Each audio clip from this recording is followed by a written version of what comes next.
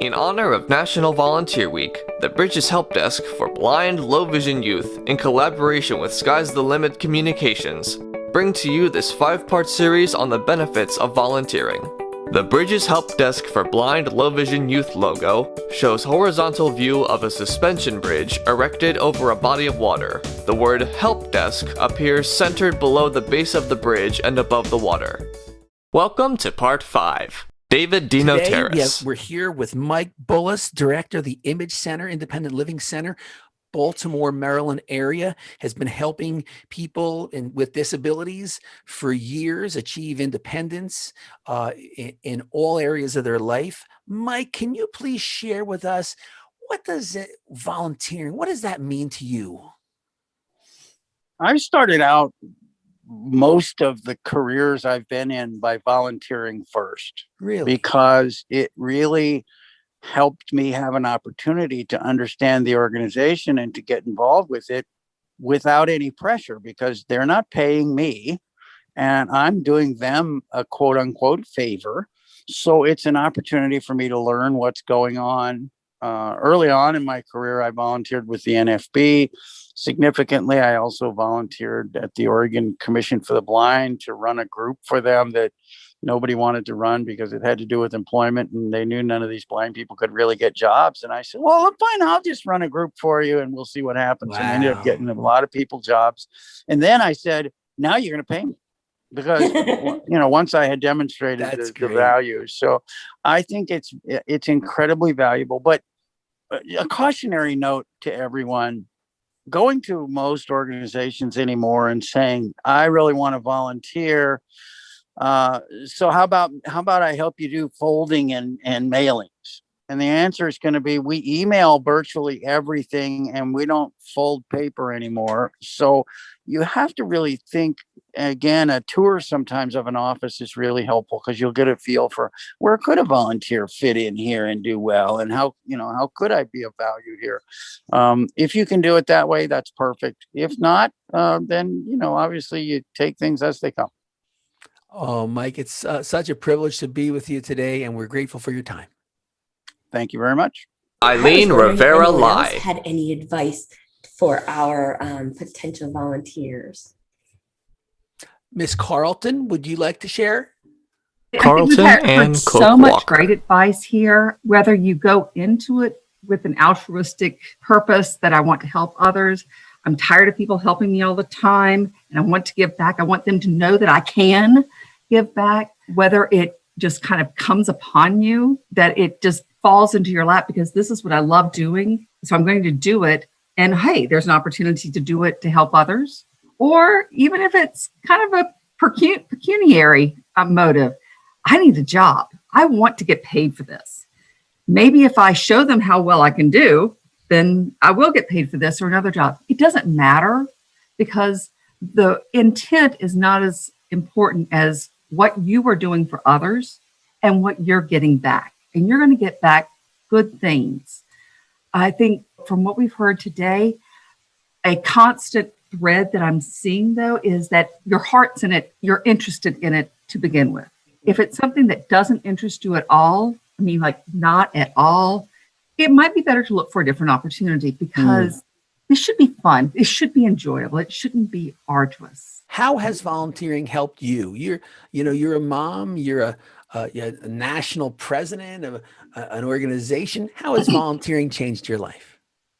Oh, it's changed my life in so many ways. I think my first volunteer experience I can remember was in second grade. And I was set outside the room with a young man who had moved from Brazil. He spoke Portuguese. And I, for some reason, was assigned to teach him. And I had no idea what I was doing, but it brought out in me that love of teaching. And we learned together. And I learned working with other people is enjoyable. And then through my life, soup kitchens, blood drives.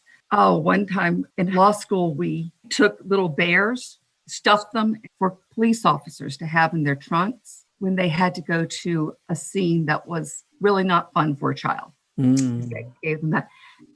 Just knowing that what you're doing is helping others and is making other people happy is so impactful. And now with the advocacy I'm doing for blindness and for individuals with and without disabilities, I truly believe that a rising tide lifts all boats. This is not a piece of pizza that if you get a slice and I lose a slice. We are making tons of pizzas, and that pizza oven is going nonstop. And the more we give, the more ingredients we have, and we're all going to have so much extra. We have to get more people involved to give it to them. That's how I view volunteering. And if you can get your bills paid later on, that's awesome too. I love it. It does. That's how it works, right? Eileen, I think we've got a lot of great content here. What do you think? Okay. Do you have any advice for high school students who are maybe considering volunteering, a little nervous about it? What advice would you give them? Well, I would give some advice to start doing some networking and try to meet other people who have volunteered in different places. Because if they had a positive experience volunteering in that place, then you could, piggyback off of their positive experience. So just like when you're looking for a job, you want to network and talk to people who may be working in that field or those organizations. Same thing for volunteering. You are going to share your time. So you want to be careful and look for something that's going to be a good fit. So even network with your friends and family and relatives and find out who's been volunteering where, who had a good experience, or who has some advice to offer. Because, we old people, we love to give advice. Absolutely. Eileen, have you found that volunteering has helped you in your career?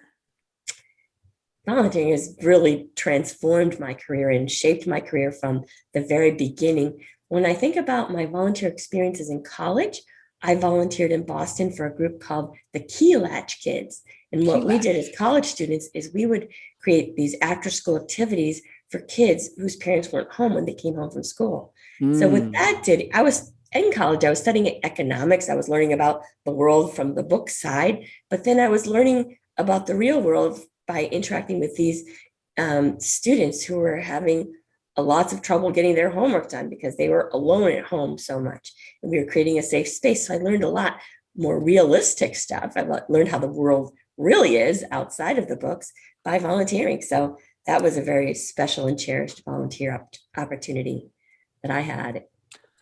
Eileen, I know volunteering has, I like the word that you use, transformed your life, because it has mine also. And I you can't spell volunteer without you in it, right? I like it. And I know that I was asked in 1993 or 1994 by my friend Joe Ruffalo to serve as the coordinator of a program, JOB, Job Opportunities for the Blind. And Joe said, "Oh, Dave, can you maybe help?" I said, "What do you do, Joe?" "Well, you set up different trainings and events, and people have questions." And Eileen, 30 years later, or pretty close to it, I use those same skills as I learned then: how to organize trainings, how to organize an agenda, how to write a press release, how to get people involved, how to engage your audience, how to get people excited about an event. I use all of those skills that I learned volunteering to help me in running our company today. So like you, volunteering has transformed my life as well. Shall I tell my final story about how volunteering transformed my life? I wish you would. Okay. Back in the day, I used to be the president of the NFB of Baltimore City, and we received a grant to produce a video about the kinds of jobs blind people can do. Well, I had a list of 30 people to interview, and one of those individuals was a totally blind math teacher from Louisiana. So we're there at this conference in Dallas, and we're recording, and the crew runs out of film. And so the crew, this is an old story, right? The crew goes back to their trucks to get more film for their cameras.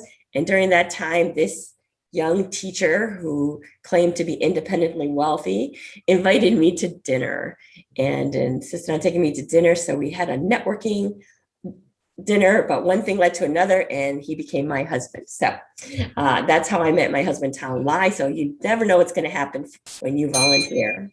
Absolutely. I love it. So it may help you build your resume. It might help you build your network, and it might help you build your family.